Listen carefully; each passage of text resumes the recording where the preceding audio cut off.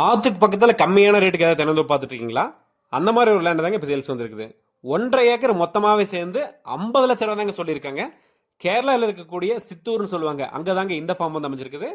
பாலக்காடு மாவட்டம், கேரளா ரெஜிஸ்ட்ரேஷனுங்க.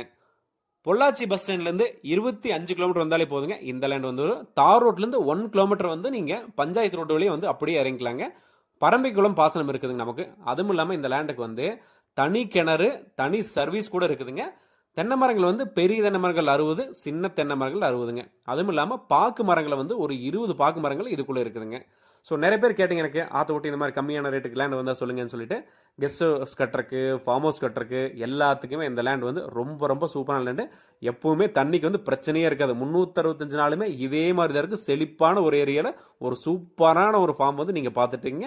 இந்த ஃபார்ம் உங்களுக்கு பிடிச்சிருக்கு, இதை நீங்கள் வாங்கணும்னு நினச்சிங்கன்னா ஸ்க்ரீன்லேயே நம்பர் இருக்குது, பார்த்துட்டு வந்து உடனே விசிட் பண்ணி வாங்கிக்கோ.